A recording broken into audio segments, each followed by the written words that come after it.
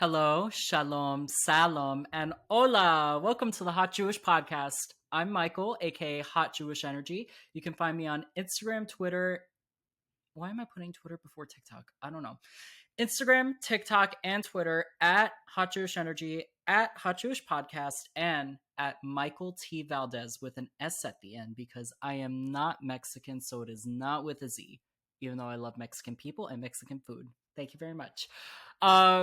I don't know why that was so awkward. And people spell Michael EAL instead of AEL. Who the hell spells Michael EAL? If you spell Michael EAL, if that's actually how you spell your name, let me know because I have never met anyone who spells it EAL. But anywho, welcome to today's episode. Today is Shabbat, the day that we're filming, and Shabbat is one of my, if not the most favorite time of the week because I am home with my family eating homemade food and not going out and partying because you know why? I am not a party person. And also, it has been a tradition since I don't know how old I was that you are always home Friday night no matter what, except if it's something that cannot be missed, which it has happened. I have a performance on a Friday night. I'm a performer. That's a sacrifice that I have to make. And if you guys are hearing a little weird noises, that's my mom vacuuming. She is cleaning the floor right now. So thanks, Mom. I cleaned the floor too today. I cleaned half of it. She's cleaning the other half now. But I am not going to spiel into anything more because we're really going to just get a real taste of everything today in today's episode. My guest is talking with Talya, the icon herself. You guys might know her from Instagram. She makes really, really great content. She is also so unfiltered, which is great. We need more unfiltered people in the world. And she's a sex therapist. It's like giving Dr. Ruth vibes. So, yeah, we're just going to bring her right on. I'm not going to go into anything about myself because we're going to get a lot of that today with Talya. So, this is the Hot Jewish Podcast with Talking with Talya.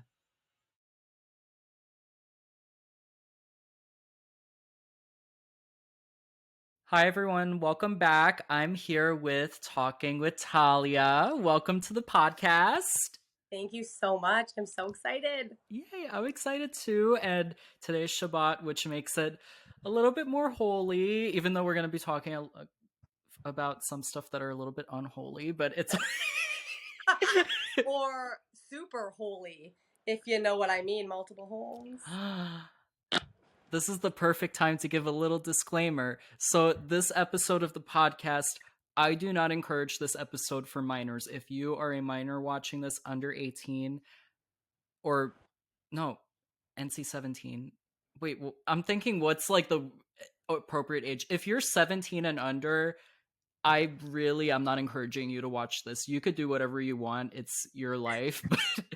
But for parents watching this, this is not for kids. This episode I so specifically. support that disclaimer. And that's okay. Some things should not be discussed with kids at certain ages, but for parents watching or people that have kids in their lives, this episode is not for kids. So Earmuffs. Earmuffs, yeah, or give them some like Teletubbies, whatever.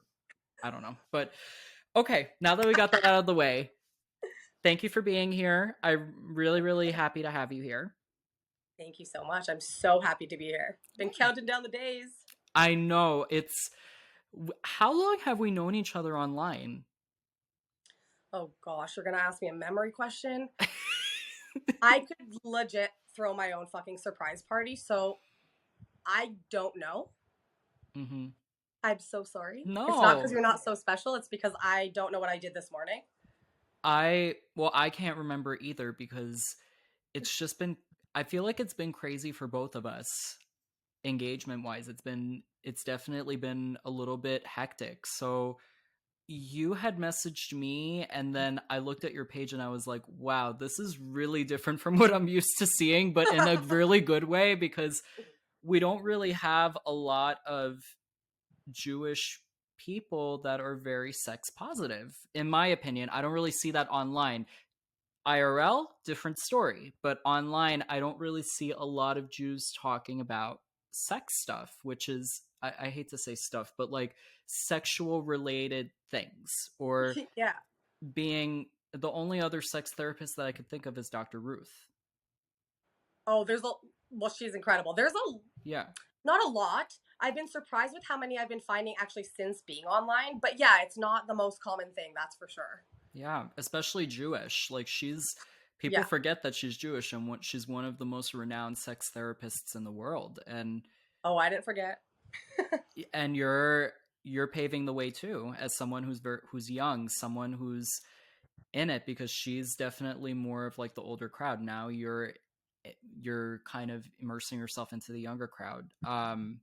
How has that been for you with engaging with the younger crowd in regards to sex therapy, because it's more of a common thing that we see with adults?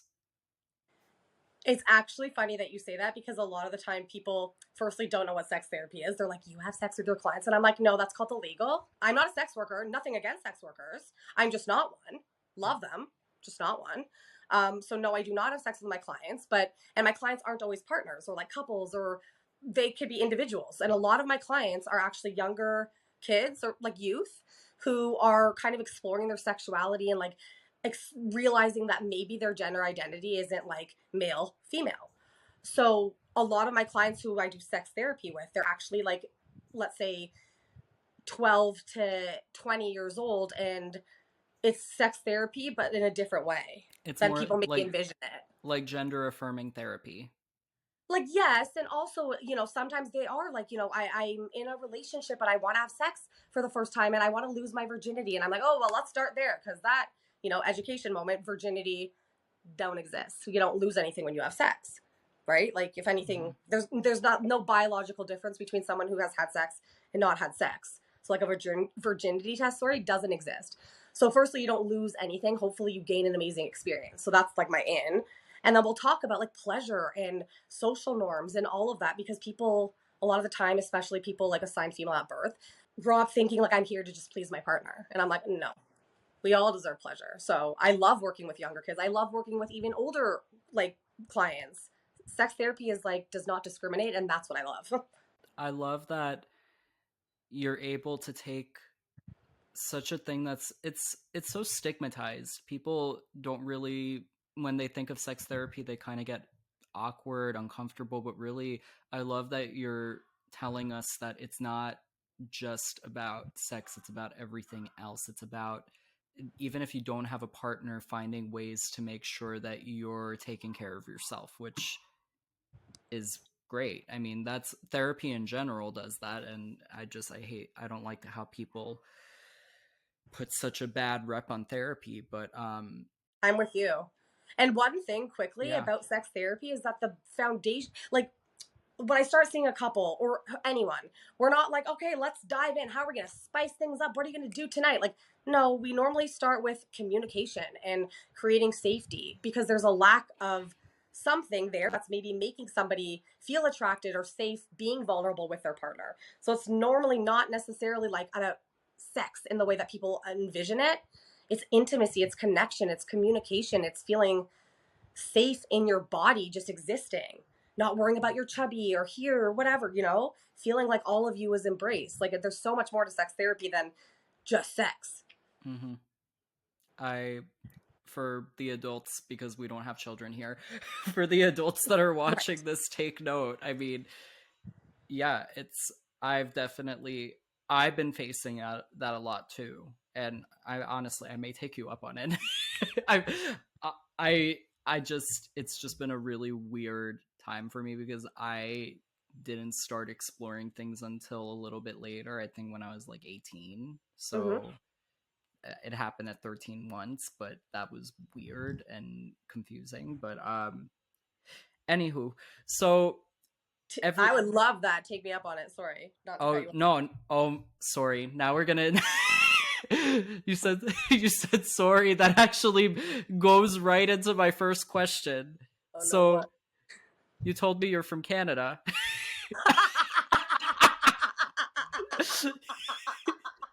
Wait, it's the sorry, not sorry. Sorry. Sorry. When I watch Canadian shows, I hear it all the time. I was watching Kim's It's so Convenience, funny. and Nicole Powers, she's icon, love her. She says sorry all the time, and I'm like, yeah, this girl's Canadian. You could see it through and through. But What was it like growing up for you as a Canadian Jew? My experience, I I don't want to say it's rare, but I feel like it's rare in that it was really really positive. And thank you so much, really grateful. I grew up in a very Jewish area, so a lot of my peers, like my friends, classmates, teachers, were Jewish, so it was very normalized. In fact, I this might sound so rude, but like I don't really care. Whatever, we're gonna go for it. Yalla. I felt like some people who weren't Jewish really like wanted to be Jewish and would try so hard. I was like, you're like seconds away from planning your fucking bar bat mitzvah, but you're not Jewish. Like they really wanted in. They were Mm-hmm. like I and I felt like cool being like in because I was Jewish. I won't even lie. Little did we know we were the biggest losers ever, but like I felt really cool and supported growing up in a Jewish community. Um, until I went to university, I didn't realize that being Jewish and our community was like so different and not in like amazing ways as well, right? But I didn't realize it was different until I went to university and lived with five guys. It's kind of like a cultural shock in a way, right?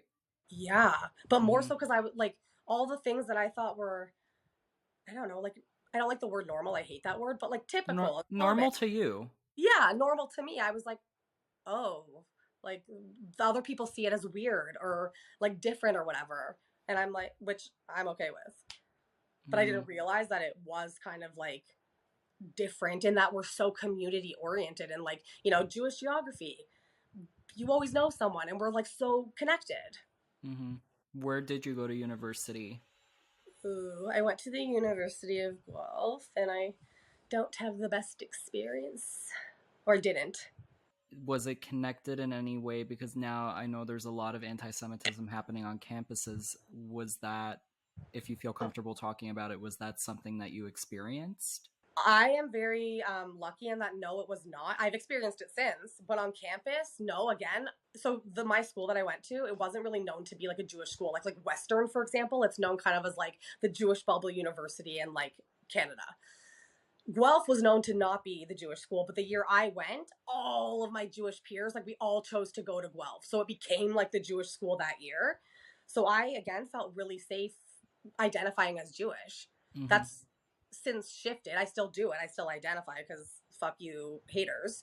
But I'm now more cautious of it, Mm-hmm. mindful. So when you were in college, what was that shift for you where, or and probably it was before, or maybe it was in college. For some people, it is in college because they go undecided. But when was that moment for you where you realized that not even that you wanted to go specifically into therapy, but that you wanted to help people? I basically struggled my whole life and I still do. Let's like I'm a messy human. That sounded like, oh, I'm over it, I'm healed. And I'm like, oh, like no one is ever healed. The work is never ending, right? I'm still doing it. But growing up, I had a rough time. Was diagnosed with ADHD when I was in anxiety when I was about 12 and like was really angry from that because felt different and all this shit. And then slowly started being like, oh wow, that's ADHD. Like that's not, I'm not just like an idiot. And I started to accept it and realize, wow, therapy is amazing. And I had this moment when I was in my psychiatrist waiting room, and there was a fellow patient there, and we had like connected over the weeks, and he had really opened up to me about like his journey. And my psychiatrist, I remember coming out being so confused, seeing him talking to me, and I was like, well, what the hell? Like I'm social. Why are you so confused? And I asked her later, and she was like, because he's not. Like she very subtly said that he has yet to open up to her. And I was like, Oh wow, wow. he like I literally knew half of his story already. Not actually, but I like he opened up, and I was like, wow. I had this moment where I was like, I can do this. Like I can be this person. Like who helps other people and who maybe even saves not saves lives, but helps people not No, it saves take their lives. lives. Don't downgrade it. Therapy saves lives. Like it does, but not because of me. It like I don't do the work for my clients. They're the ones You doing give it. them the tools. If they didn't have the tools, then where would they go with it?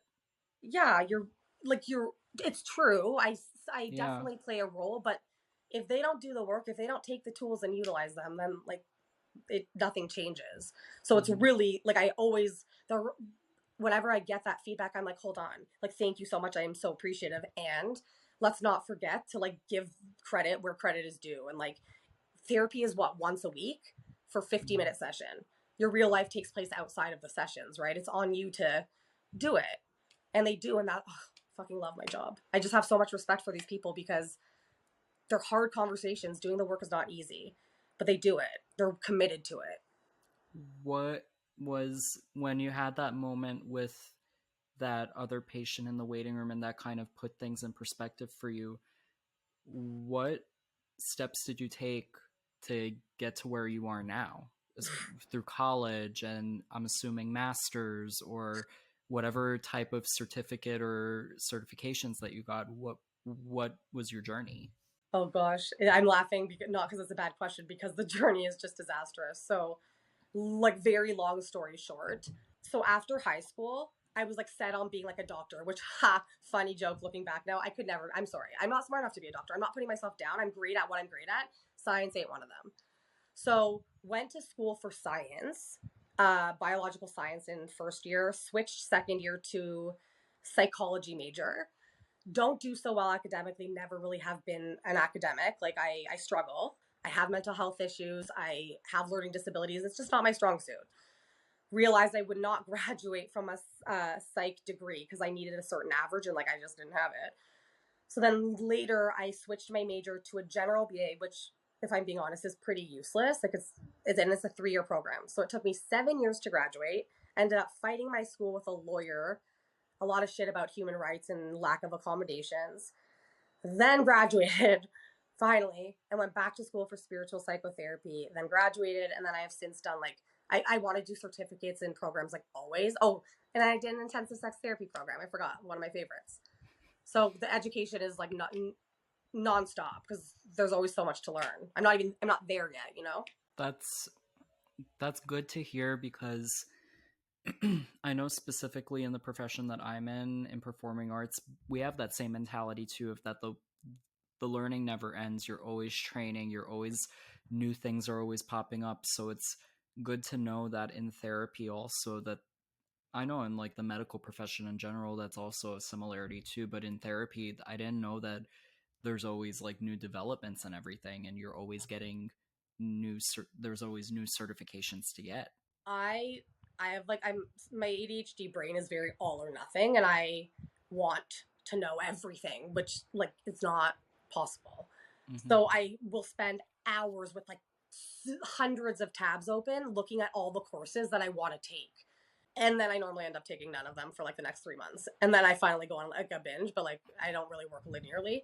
But there's so much. And yes, of course there's like Eastern medicine that's existed for thousands of years, right? That like is pretty like consistent. There's still newer developments in naturopathic medicine. But in terms of therapy, like inner child work, CBT, whatever, there's so many new things. And that's what I find so exciting because it's never boring. Like I don't specialize only in one approach, like CBT, like that's not my approach because that would be really boring for me. Not that it's not great.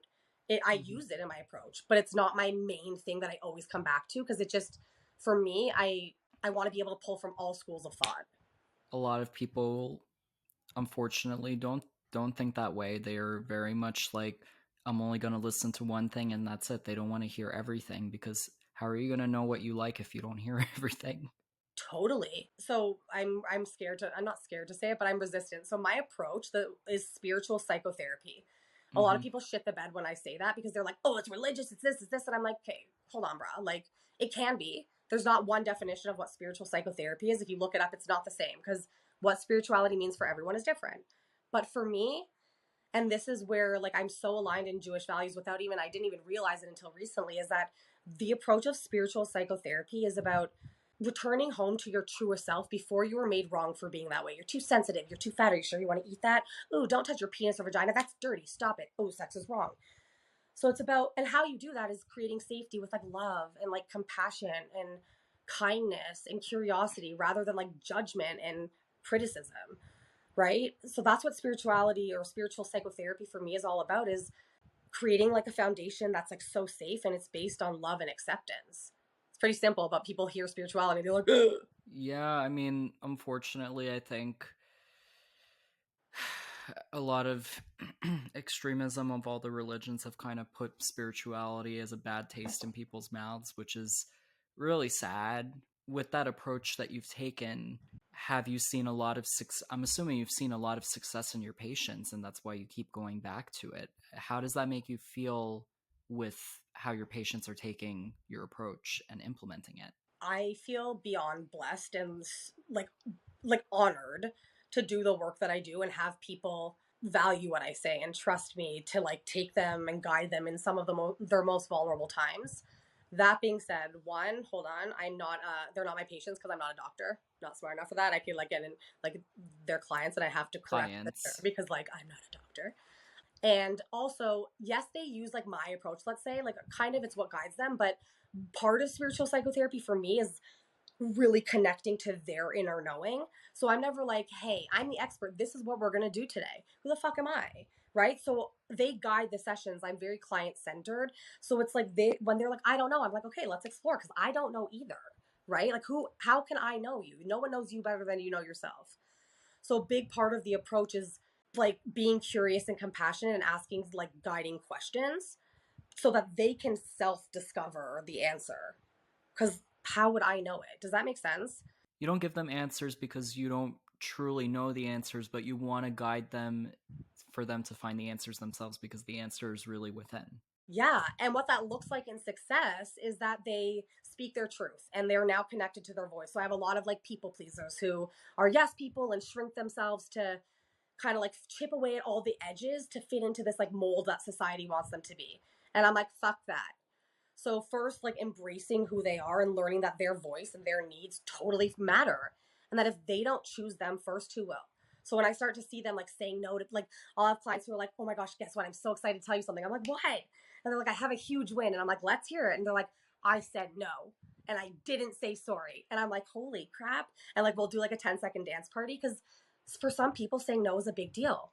So like when they're starting to set boundaries and when they're starting to communicate from a place of like love rather than anger, which is hard. It's very easy to be like, I'm fucking mad at you, you're an idiot, versus I felt very disrespected or rejected or lonely when da da da da, and I'm sad, right? So when they start to come more from vulnerability and I start to see those shifts and they see it, like that's also a win. Like those are often the things, oh, valuing themselves and their bodies, like how they speak about themselves. Not, oh my God, I'm so sexy in every moment, because that maybe isn't true. But when they start to realize, wow, my body is here and it serves me. It does so much for me. And like my body wasn't here to look good. Of all things, my Mm-hmm. body was not here to look good. It's here to keep me fucking alive. And when they start to have these realizations and like correct their words, like they'll be like, oh, I should do that. And then I'm like, sorry, what? And they're like, oh, no, I want to do that. Or I could do that rather than Yeah. should. And like the changes, like you notice the healing and the improvements Yeah. slowly. That's inspiring me. I'm going through, you mentioned bodies and learning to love your body. I'm not even going to lie. I haven't really talked about this on my page, but I've been having a tough time. I I was when I think right at the end of high school, beginning of college, I was 180 pounds. I was overweight. And then I dropped shit ton of weight in such a short time because I went into college. I was having like 4 dance classes a week. My diet changed, and I also wasn't happy. That's the saddest that I've been in probably in my life so far. One of the saddest times. I think now is unfortunately comparable, but I dropped I think to like 140, and then over the course of 2 years, now I gained all that weight back. I'm back where I started, and it's felt that like I want to love the way that I look, but it's tough. It's really tough because I'm so used to seeing myself as how I looked before, and then now I'm looking at myself now in photos and I don't feel good. I don't know. Have you had people, clients who have talked to you feel that way? Have you ever felt that way in your life about anything, not even in regards to weight, but kind of looking back and seeing like, wow, things were different, and I'm kind of feeling sad now for how things have changed? Oh my gosh. Yeah. Firstly, thank you so much for sharing that. I know it's a very vulnerable thing to do and talk about our bodies when they're changing, especially when we're not necessarily like okay or we haven't accepted it yet. Right? It's scary. Mm-hmm. I can so relate. And by the way, I'm gonna be messaging you side like off of this about that just for like some resources, not to be your therapist. Can I? So you asked me a question, but can I share a little bit about my journey with my body for a second? Please do. Please do. So I used to be a skinny bitch. No, by the way, I use these terms like not in a bad way. And now I'm a chubby bitch. And when I was younger, I was underweight. I used to have to try to gain weight because I was on like ADHD meds. They would make me lose weight. People would ask me if I was anorexic when I was like 12. And sure, that's possible, but like I wasn't. I was just very, very skinny. And I could eat whatever the fuck I wanted. Like, I'm not kidding. And that lasted until my early 20s. And then it changed like that. So I believe it's connected to a medication, but doesn't matter. Something all of a sudden changed and I ballooned up, almost 200 pounds. When my whole life, like, or my adult life, I had always been, let's say, around 130. And Oh I wow. didn't know who I was in the mirror. I was disgusted by myself. I literally wanted to sit Shiva for myself, like white out the mirrors. Like I didn't want to look. And my journey started, or not started, but really took a step forward when I found this thing called body neutrality, which is so like, okay, let's say yours body hate, or like I hate myself, my body, and then there's like body love, body acceptance, the other extreme, right? Mm-hmm. Obviously, one day you don't just wake up from this end to this end. How do you fucking do that? So then I found body neutrality. So that's the gray area in between the two extremes, which is where I take away how my body looks. I'm not like, oh, you're so cute right now. Forget that. So let's say my body is my problem area, like according to society. Sorry, my belly, not body. Body too, but my belly, that's where my fat goes. So instead of, oh, you're so cute, I love it, which maybe I'm at now, but for body neutrality, I would say, okay, I acknowledge my belly for holding in my organs, which literally keeps me alive. For me, my body can potentially carry a baby, a human. Wow, like that's beautiful. My arms, not about how heavy or fat or whatever tone they are. I acknowledge my arms for being able to hold my beautiful baby nephew. I appreciate my legs for being able to let me explore the world and like walk. I'm not saying anything about how I look, right? Mm-hmm. But our bodies weren't fucking put here to look cute. Like, are you kidding? Amongst all the stars and galaxies, like, I wasn't here to look cute in this fucking outfit and wear a size whatever jean. Like, fuck that. So while, yes, maybe the goal is for like body acceptance, body love, let's honor where we're at, which is like, if we're not there yet, let's not shame ourselves or gaslight ourselves or whatever into trying to get there because that won't work. Meet yourself where you're at. So if that means, okay, I look in the mirror and I don't feel my best self and I'm like, at first, I'm disgusting. Okay, harsh, yes, let's balance it. Maybe what I mean is I'm on my period and I'm extra bloated and my pants feel so tight and I feel like a sausage. Okay, like that's valid. I'm allowed to say that. Mm-hmm. I feel like I don't like how my pants are fitting. They feel extra tight. I feel extra bloated today. Mm-hmm. I don't feel my cutest. That's so different than you're disgusting, right? Yeah. So just like the balancing, like really small things, not 0 to 100, because like that's not how it works. Yeah. Healing is so not linear like that. Like I have days where I'm like, damn, she cute.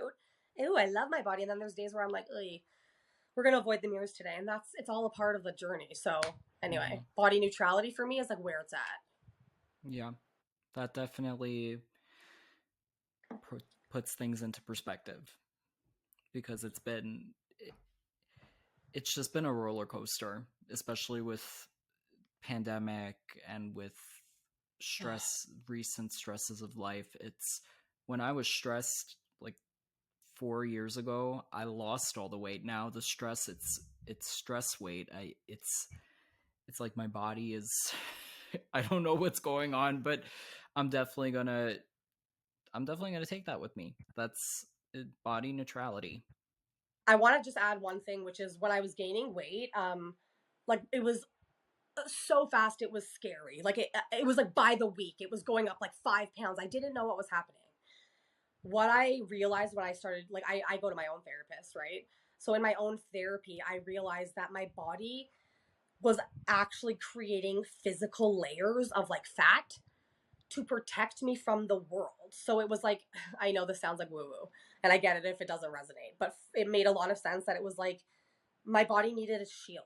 It didn't feel safe just existing as it was for whatever reason. So it like created layers to protect me. And I wasn't consciously, and still maybe am not consciously aware of like what the threat was. Like, why did I feel unsafe? But my body felt something that was going on and it responded. So one thing that like I get it, we don't have to celebrate, yay, I gained weight, like if we're not thrilled. But just I really encourage everyone, like you and everyone listening, myself as well, to remember that our bodies were meant to change. If they weren't, then instead of stretch marks, our body would like snap in half and break. Our skin would break. Like we're meant to grow and change, and we're not going to always have the same bodies. And maybe there's something more going on than you're aware of, that your body feels it needs to change for a reason, to protect you or something. So sometimes I just like to, even if I'm not thrilled with the process, I can grieve that like, fuck, I don't love that my body's changing, right? One day my tits will be down to my ankles and I'm not going to be thrilled about it. I could be like, damn, the days when my titties were nice. And I can also be like, okay, like bodies are meant to change. Like my worth isn't connected to like doesn't change now that my boobs are down to the ground, right? Mm-hmm. So just a little, I don't know, insight. How were you able to get to that point? How were you able to be this unapologetically yourself, not have to worry? How were you able to get to this point of being true to yourself and unfiltered? So it's a work in progress. Like a lot of people come to my page and they think like, wow, she's wild, like she's so unfiltered. And yes, and still sometimes I'm like, ooh, was that like a lot? Ooh, maybe I should. And then I have to remind myself, okay, like you are who you are. So it's still a work in progress. But how, I guess, is, I mean, therapy. I've been in therapy my whole life since I was 12, and like I still go.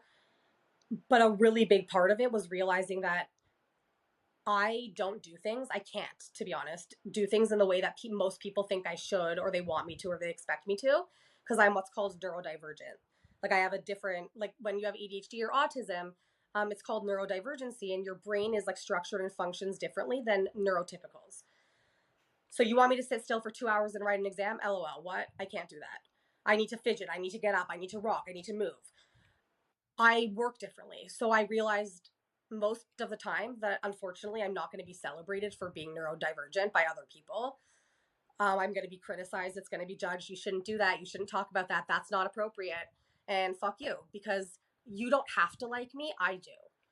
So my process, and it still includes this, is really redirecting to like, rather than, ooh, do they like me? Is to be like, okay, do I like them?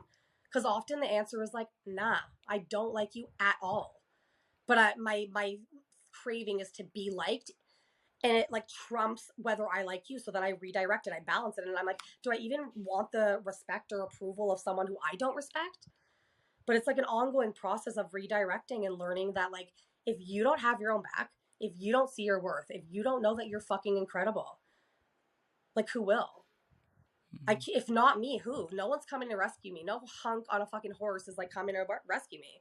Fairy tales are rude and lied to us, right? Like it's on me. So like I'm so committed to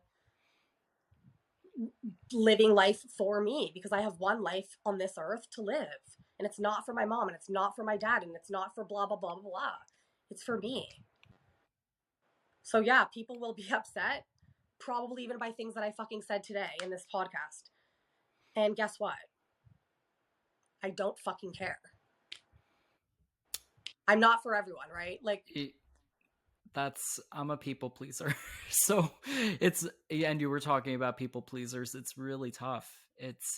I have people that don't agree with a lot of what I have to say. And it's gotten so hard to just say, well, I'm allowed to say what I want to say as long as it's not physically or mentally hurting anyone. You don't have to like it. That's your you don't have to be prerogative. on my space. You don't have to be following me. Like, right? Like if you don't like, when people have the nerve, look, people won't like you. I say I'm not everyone's cup of tea because I'm like a shot of whiskey and vodka mix. Like, eeks, like my worst nightmare. I hate alcohol. I get it. But then don't come to my page.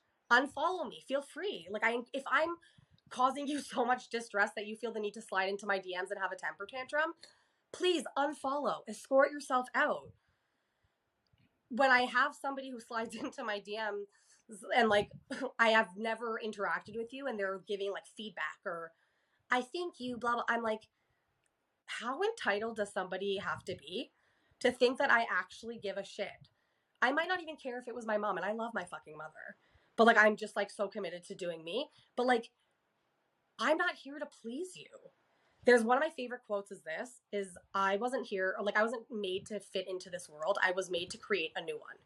And that really resonates with me. Yes, I am a fucking weirdo. Yes, I will upset people. Yes, I will not be chosen by a lot of people. And they might even think that I'm like a horrible blah, blah, blah, blah, whatever. Okay. I can't, like, not everyone will ever choose me. Mm-hmm. So I'm going to choose me. This mess, all of it. I'm getting to that point. I think it like you said, it definitely takes time. But I'm also not at the, like, I still get Jewish guilt. It's a real thing. Like when I say no and I set boundaries with my family, especially, and they resist, that's very hard for me. Mm-hmm. I get it. It's a work in progress, but like, and when I started setting boundaries and saying no and like recovering the people pleaser in me, I went 0 to 100. Don't recommend it. I went from like, yes, yes, yes to fuck you, no. And now I realize like, it's not about that. It doesn't have to be me or them. But right, first it was like everyone else, me. Then it was like me, them. And now I'm like, okay, if I have to pick, it's me. But if I can give to you and not take away from giving to me, I'm happy to do it. It's not like I don't give a shit, but like when there has to be a choice, I'm choosing me. I definitely You're like, oh shit. I'm gonna go into the next question because you're saying a lot of the things that I've resisted trying to implement into my own life, and it's kind of like a mirror looking back at me now. So totally, we're gonna talk about Israel.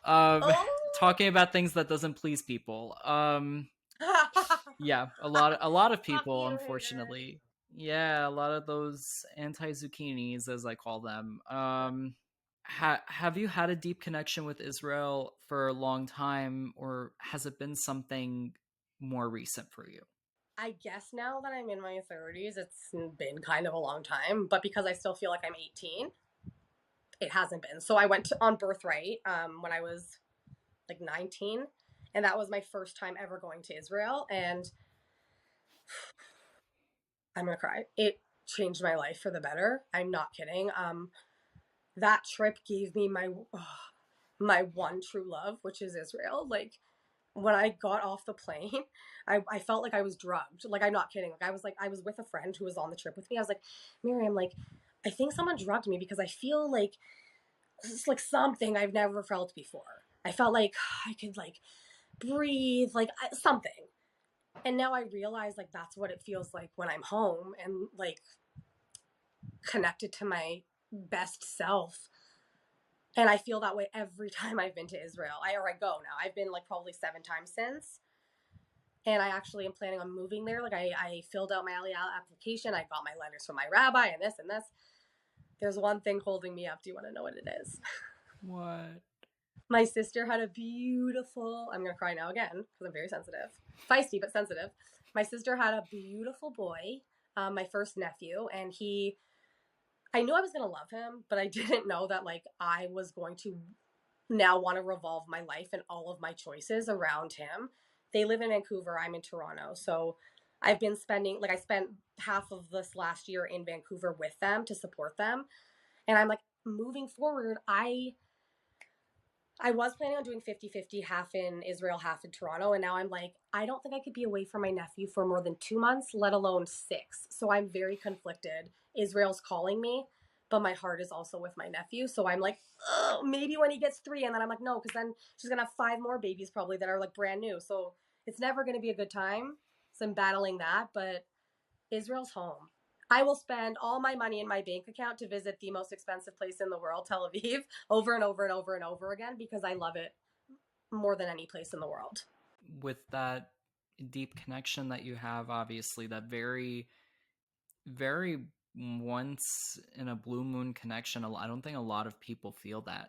It's that's a very that's like on a whole other level what you're telling me. I'm well, I don't even think I should say I'm scared. I think I would have that same reaction if that happened to me, for like freaking out, like, oh my gosh, this I haven't felt this way in a really long time. I've Now I'm wondering, is that how I'm gonna feel when I go in June, because I haven't been there in like, I think like 6 years. And with that really beautiful connection and that relationship that you have with Israel, how has it been with everything that's been happening? How have you felt, especially with all the attacks and all the airstrikes that have been happening?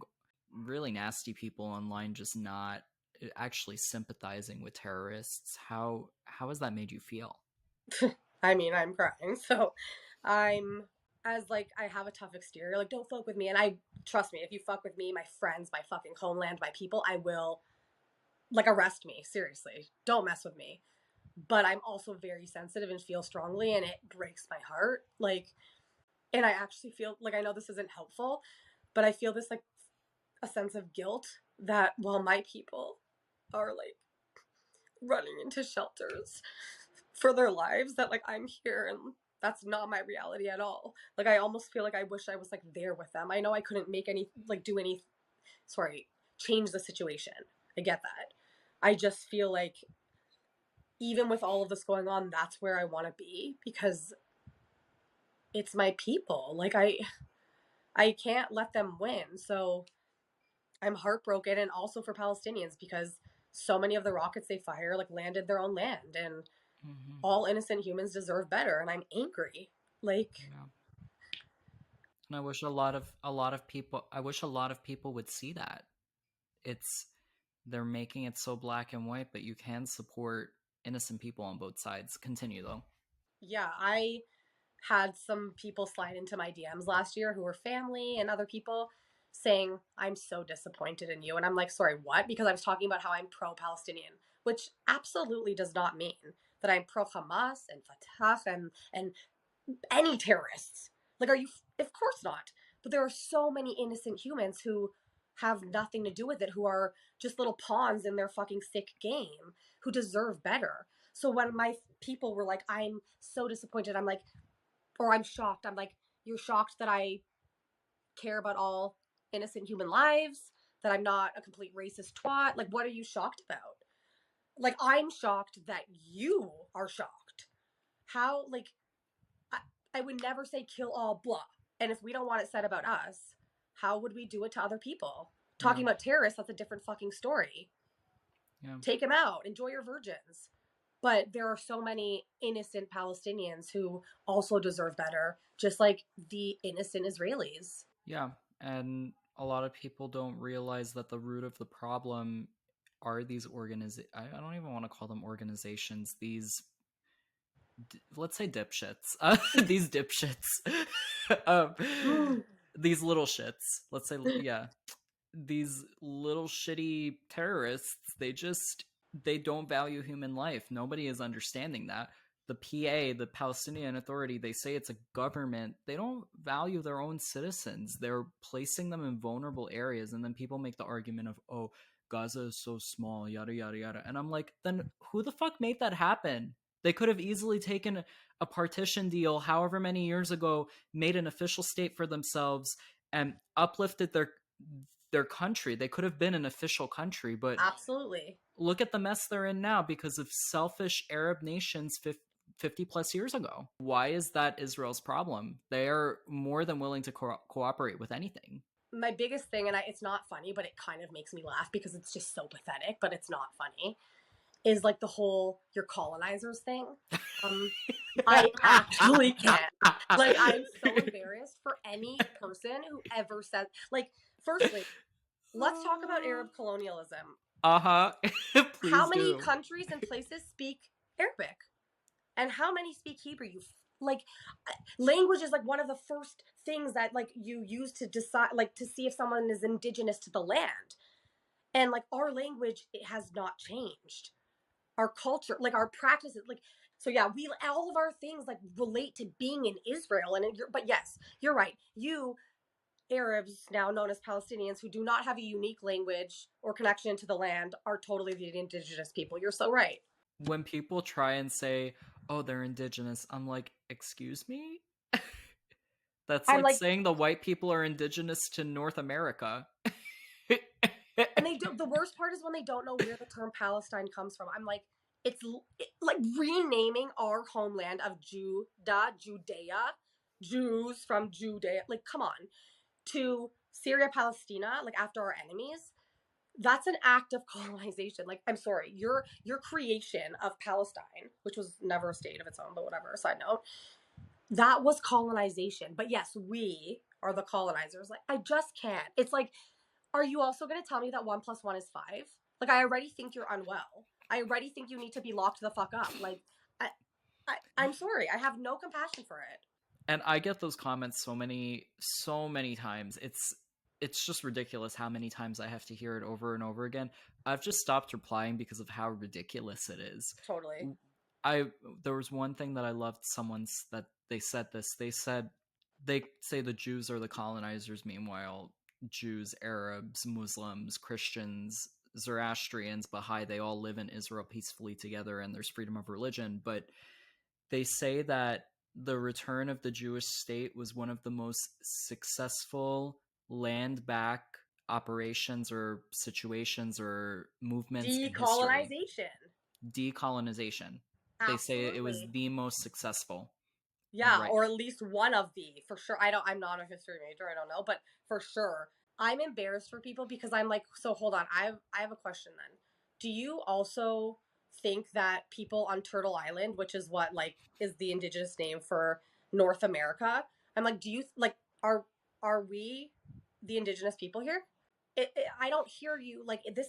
I think we all have agreed, like people, our government, like people have acknowledged that the indigenous people are not like me and the English people. Do you know what I mean? Like it's we colonized this land in a really disgusting and horrible way, and people acknowledge that and don't hear them saying kill everybody who lives in Turtle Island who's not indigenous. But you want Like, to kill all the non-indigenous but actually indigenous people of yeah. Israel? Just another example of a double standard. Why these colonizers who aren't actually colonizers? Why do you want all of us dead? Has nothing to do with colonizing. It's because we're Jews. Let's be real. They say, "Oh, you want just a Jewish ethno state," and most Jews would say no to that. I mean, there's some Jews that are a little radical for Me my too. taste. They say, "Oh, I only want Jews in Israel." That's not one. That's not realistic.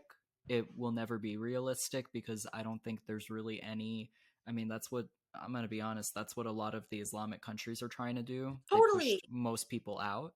Even Palestine has done that. There's like I think over 60% of the, no, definitely close to 90% of the population are Muslim. And then there's like that whatever small percentage of the Christians. I was looking it up. That's an ethno state in a way. People want to say that, oh, Israel is becoming an ethno state over, I can't remember the exact percentage, but definitely 20 something percent of the population is Muslim. It's just when bottom line, when people make those comments, they just don't know what they're talking about and they don't know their history. When I started doing like being active online for, talking about Israel, being a proud Zionist Jew, I spent hours a day battling, fighting these idiots in comments, and it was such a waste of time. It's embarrassing to acknowledge, to be honest. These people with zero followers, like the fake accounts, like I would fight any and everybody trying to reason and give them facts. And I was drained. Every time I was on my phone, my brother-in-law would be, Tally, are you fighting anti-Semites? I'm like, yep, I'll be with you in a minute. And now I'm like, I gotta pick and choose my battles. So when you are a freaking raging Jew hater and you have no concept of facts, you have no ability to like acknowledge facts, I'm out. I think you're stupid. I might blast you because I won't lie. I get a little bit of fun out of that sometimes. I can't lie. Like when you're such an idiot, I just need to call you out sometimes. I don't disagree with that. I still do it. There are accounts that I still kind of, I wouldn't say arguments, but I have a discussion with them and some of them are like, "Oh, so you support killing children, yada, yada, yada. You're obviously very one-sided. And I'm like, if I was one-sided, I could have easily just deleted your comment and blocked you. Absolutely. I don't get the anti-Zionists that are not Jewish. I don't even understand more so the Jews that are anti-Zionist. Don't get me started on the self-hating idiot. I am disgusted I by an just made a anti-Zionist post. Jew. Before we got on, I just made a post. I said, yeah, an anti-Zionist Jew is a self-hating Jew, and it's facts. And it's disgusting. Like, I could tear you a new asshole with my words, honestly, if not my fists, because it makes me sick. Like, last year, a girl I used to go to camp with, a Jewish camp, slides into my DMs. She's a fucking Jew, okay? And she's like, I find you really aggressive when you talk about this. And I'm like, yeah, no shit. Like, my people our people, because you're Jew, are being blown up in the streets. So yeah, you're right, I'm aggressive about it. And she's like, well, I invite you to blah. And I'm like, bitch, I invite you to stand up for your people, not go on birthright, have the time of your effing life, and then come home and turn your back and disown Israel and Jews and think that you're being progressive while doing it. You're sick in the head. I'm sorry. It's not. I gotta take a breath. I'm so angry. You were just like, wait, this got real. I just can't. It's just the lack of like logic is just, I can't. Let's veer this the other way. Yeah, let's go. I think we definitely got to lighten the mood a little bit. So you proclaim yourself as, I don't want to say it because I you have it in your bio. You proclaim yourself as the derogatory S word for a woman. SLUTTY? Yes. Yeah. Okay. Definitely. With your permission, if I say it, can I say it? Oh. In this setting. Any setting, I am absolutely a proud slut. Okay. How did you get to that point where you have deemed yourself a proud slut? I really like that question. So yes, I've always been sexually free, inclined, slutty, let's be real. I've always had like I remember when I was younger, I was such a horny bitch, and like I would watch like movies where people were kissing and I would like envision it being me, and I couldn't wait like my turn to like get the D. Still can't wait my turn, I'm not gonna lie, it's been a while. I'm waiting. But it took me a while to be okay with the comments. Like people would be like you're such a slut, like in a bad way. And at first it really impacted me. Like I was so upset, and I was like, oh my God, I'm dirty, or I'm this, or I'm whatever. Is that true? Am I not worthy? Whatever. And then I realized that one, society is like full of shit, right? Like virginity, you don't lose it, whatever. Like that I deserve pleasure, like that, whatever. And as I went through this journey of unlearning the messages that I grew up receiving, like about females and like pleasure and how I'm kind of just there to like give pleasure to a partner rather than also receive, I started feeling really like empowered and like a bad bitch. And I was like, yeah, I was being promiscuous. Like, to be honest, I haven't been as slutty as I would like to be recently. I'm not even gonna lie. But there was a time where I was slutty, like promiscuous, like really. And then I was like, yeah, like I am. What, like, so what? And I started like doing work around it in therapy and challenging, like, okay, why is that wrong? Like, who said that was wrong? It's just a word. And I slowly realized, like, you know what? I actually am really proud of this part of me. I'm proud that I'm able to express it, and that I can maybe even encourage other people to feel or discover what being sexually empowered means to them. Doesn't mean they have to be proud sluts, right? Maybe covering up and waiting to have sex until marriage is what's empowering to them. Beautiful. But that shift when I suddenly realized, wow, yeah, I am slutty, and like that's okay. That's what made me be like, I need to normalize this. I want to normalize this, because I'm thinking that there's a lot of people out there who have been shamed for like being horny and like wanting to get it in when we're like, it's natural to be sexual beings. So I want to really change the narrative. There was something that you just posted. It was something dick something. Yeah, I was like, I miss the days when I choke back dick rather than my own tears. That made me laugh. I love that. We won't get too into it, but like honestly, I Okay, can I tell you a really funny story really quickly? Yes. When I did my intensive sex therapy training program, our teacher was incredible. This badass lesbian who walks in and she's like, "Who's ready to get dirty?" And I'm like, "Me." And then we're introducing ourselves and she's like, "Okay, I want you to say like your name and what brings you pleasure. Like, well, not sexual, like just what you enjoy." And I'm thinking, and I'm like, "Oh, all these nice things. Like, I love being a nice person," or like whatever the fuck that other people are all saying. And then I'm like, "Okay, let's be real. Let's keep it real. Let's level this shit up and like create an opportunity for connection over something maybe controversial." So I was like, "Okay, I got it." So I was like, "Hi, I'm Talya, and I get pleasure from sucking dick," because it's totally true. And the whole class laughs, and the men in the class and people are like, "Whoa, like I wish my wife did it." And I'm like, I was like dead ass serious. Like I really enjoy it when I choose it. Like, because why else am I right? Like that's you need consent. I love it. I feel like when you see like a partner, like oh, I'm like yeah, bitch, I'm doing that, and it's empowering. Like I feel like a goddess. Mm-hmm. I'm not even gonna lie. Any experience that I've had doing it, I haven't liked it. That's okay. I've tried being promiscuous. I've tried being more sexually liberated in a way, and it and like you said, whatever works for you works for you. It didn't really work for me, but it's just been weird because I've been thinking about it. I'm like, I don't know what I really like. How cool is that though to identify because now you get to like explore. Mm-hmm. Like I think that's like I'm like here like so excited that you're like I don't really know what I like because it's like cool like let's figure it out. And by the way that might change but like this is the most exciting time like honestly like when I get a new toy I'm so excited because I'm like we don't even know, like we think we know what we like and maybe we like it but we don't, that doesn't mean we won't like other things also. But we often do the same things. So Mm-hmm. like part of giving blowjobs, what I like so much about it is like actually the communication behind it. Every guy's different. Everybody likes different things. Who am I to assume it's the same for everyone? So I'll be like, "Do you Mm-hmm. like that? Like, what can I do more of? Does this feel good?" Like, you got to check in, and I find that really hot. Like, where you're like just like open, like talking about it. Yeah, I love that.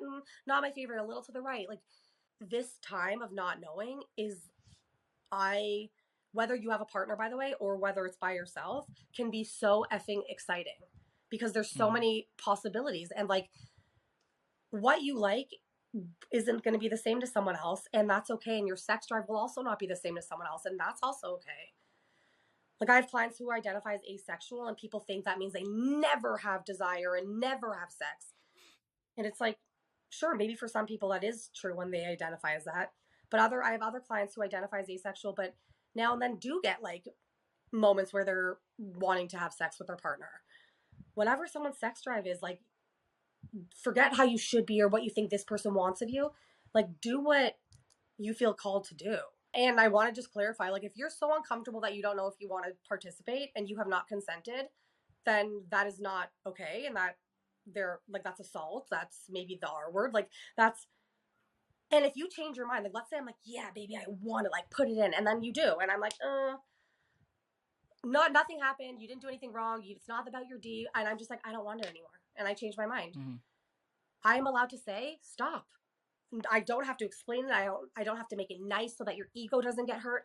I fucking say stop and you stop. So let's just be clear. Like I know a lot of people have sex that's painful. Like vaginismus. It's like people with vaginas. It's like you kind of like clench and clamp up. Wasn't that what Megan Trainor was just talking about? Oh really? Yeah, on a podcast, because she's married to the Spy Kids boy, and she was saying how incredibly big his dick is. And everybody was like, "Damn, I didn't know he had a big dick." Yeah, And then she was like talking about how sometimes like she can't walk the next day because she has vaginismus. And people are so mean on Twitter. They're just like, "Megan, shut up." And I was just like, just let the girl talk about what she wants to talk about. She's not hurting anyone. Like, totally. And people are probably like, "Oh, you have no right to complain. He has a big dick. You're so blessed." And it's like, look, I love me a big D, and that doesn't kosher like cock, a big a kosher big cock. kosher cock. Oh my gosh, I can't. Oh, Kosher cock only in this I household. love it. Kosher coochie as well. Kosher coochie as well. But not for me. I'm all about the D personally. But please remember that if you're having painful intercourse or anything, you're hooking up and you're not into it, you don't want it, and you're just like not down or whatever, you change your mind. tell them, like, stop. They need, like, you are not there to just help your partner, like, orgasm and come at while you're, like, in pain. Fuck that shit. You are Mhm. more than just like a meat pocket or a meat stick. You get to enjoy sex, and if you're not enjoying it, then maybe it's not the right person. Maybe something's going on that's not, like, working for you. So stop. You don't owe anybody anything, dude. But, like, honestly, you owe you everything, and I'll say that over and over again. Yeah. If you're gonna, people will be like, well, what about me? I'm gonna have blue balls, and I'm like, well, I guess you will, bro. We're in it You won't together because die. I didn't come either. Thank you so much. I came to the wrong fucking house, that's for sure. that that happened to me once. I Yeah, I was doing stuff with someone. It was in college, and they finished. They were done. They were satisfied, and I was like, kind of like standing there. I was laying there. I'm like, okay, my turn. Like, and they were like, oh, I'm not in the mood anymore. You're not. You're not gonna. They actually told me. They said, oh, you're not gonna bust for a long time. I'm not gonna do this for that long. My biggest thing is when we have just hooked up and it's a hookup. Like, I'm not trying to date you. We're here to get our Yeah. needs met. I have just pleased you, and you came like 17 times from the best BJ of your damn life. You're so welcome. And now I'm lying here and I'm like dry as a desert because you just don't know what you're doing. And I'm like, brah, hello. And you're like, no, not, nah. I think it's so rude. I get, Mm-hmm. like, yes, you are allowed to change your mind, but, like, when it seems like it's just like I wanted to get and now I don't care, I have a problem with that. Yeah. If you just want to receive, then I would rather someone be really open. Look, I love sucking D. Like, I probably would be down. But, like, I don't like that game where it's like, oh no, like, oh, I'm tired now. I have an early morning. Sorry, you have to go. And it's like, I just, like, work. My mouth is going to hurt tomorrow from all the work I've just done. And you can't give me a little, like, come on. Yeah, that was the one and only time with that person, and it was not kosher cock. That's probably a reason for it. Everything happens for a reason. I mean, No more. I'm not even gonna lie. Giving a hand job with an uncut dick, not gonna lie, it was a little easier. There actually someone sent it to me. There was I think it was like a Reddit poll or something, and 60% of mothers said if I have a son, I'm not circumcising them. It's the rate. It's interesting how the rate has changed. A lot of people aren't doing it. A lot of a good number of Jews aren't doing it either. Yeah, I'm gonna catch heat for this, but bring it on, bitch. So I don't have babies. I want them one day, and I do not think that I will circumcise my son if I have a son. Because, and look, I'm not judging people who do it. Like you do you, and I don't need you sliding into my DMs, by the way, about this because I don't care. But for me, it's now like beyond like religion and a cultural thing and like a heritage thing, and it's about like this is we're altering somebody's body without their permission, and I have a problem with that. They do female genital mutilation all the time, and we fucking scream about it. And I get, like, I don't actually typically call circumcision like genital mutilation. I think that's a really harsh word, especially when I get like I have a soft spot for it because like my religion and going to bris is like, I don't think Mhm. it's like barbaric, but I'm starting to think like, how can I be like my body, my choice with everything, but that. Look, I don't think that most kids are going to grow up and be like, you know what, I wish you didn't circumcise me. I don't think that. Like, I think that in our culture, like, it's something people are proud of, and I love that. Yeah, I don't think there's, like, I'm not judging it for other people, like, you do you. But for yeah. me, I just don't think I can make that choice to, I don't know, maybe when I'm a mom, if hopefully pray for me, that maybe I'll think differently. But at this point, I just feel like that goes against everything that I believe in. Look, like, I get, like, people will judge this, they won't agree, and that's okay. I'm not telling you that you're wrong. I am if you're an anti Semitic Jew hater, totally think you're disgusting. But in terms of this, I don't think you're wrong. I just might do it differently. That's it. Like And both can exist though, you know? yeah, you can have the way that you want to run things as long as it's not hurting anyone or as long as it's not impeding on anybody else. And if someone is not cool with it, someone's not cool with it. But they shouldn't dictate how you run your life if it's not affecting them. No, they not shouldn't. They don't fucking get to. They Like, don't get. right? Like F Yeah. that. Thanks, Mm-hmm. no thanks. Yeah. I actually one thing I just want to end with, if it's okay. Yeah. For me, people see boundaries as like a wall. They're like, oh my God, like, why are you saying no to me? Why are you pushing me away? You don't want to help me. You don't love me anymore. You don't respect me. And it's like, bitch, I am setting a boundary because I love you. If I don't care about you, I will cut the cord. Bye, blocked. I don't care. Mm. I set a boundary with you to let you in a healthy way where it's like a gate. Here's the blueprint. This is what you need to be let in. Don't talk about my body. Don't talk about what I'm eating. Da da da da da. As long as you follow these basic fucking rules, welcome in. I would love to have you in. But as soon as you start blah blah blah blah blah, whatever the like boundary is, and mine and yours will be different, I will slam the damn gate on your face. Not necessarily forever, but Yeah. yeah, like, but boundaries for me is a way to let you in so that I'm not like resentful and angry, where I'm really open and honest with you and I hold space for my needs and I share them with you because I hold you big. I trust that like you can handle me changing and setting boundaries, even if you don't like it at first, even if it's inconvenient and like the change is uncomfortable. We'll get through it. Versus me holding you small and treating you with like kid gloves and I'm like, oh, they're too fragile. Like I have to lie to them. Fuck that. Holding people Mm-hmm. big forever. That's definitely something that I can take into my friendships that have kind of been a little weird lately. Um, yeah. I want to end this on a light note. Thank you for being here.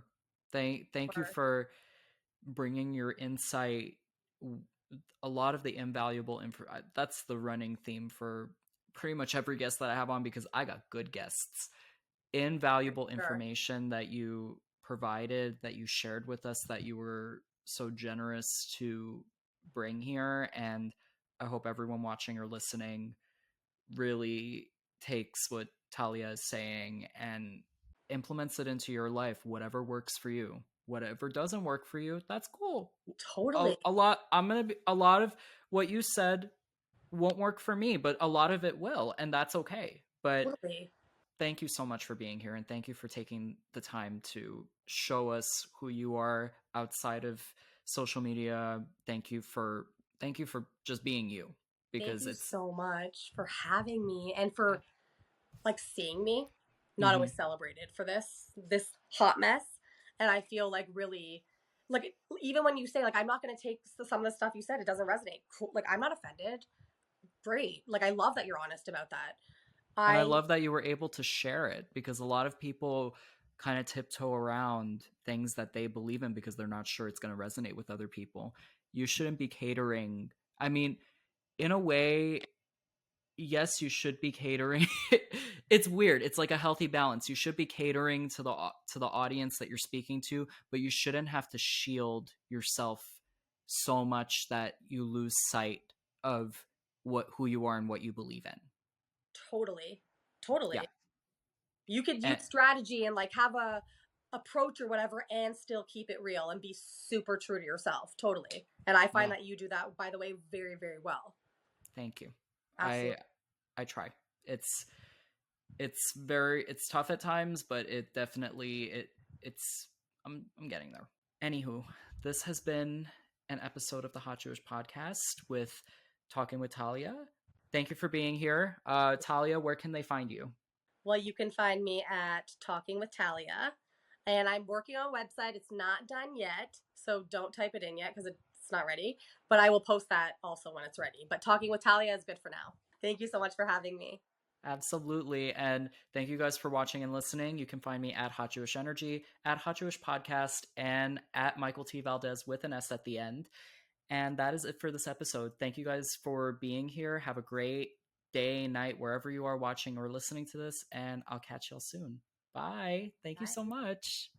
Thank you for watching. This is Hot Jewish Energy. If you liked this episode, make sure to give it a thumbs up, subscribe, and share your favorite moment in the comments. If you're on any of the podcasting platforms, give us a 5-star rating and let us know your favorite part of the show. Thank you guys so much for watching, and I will see you in the next episode.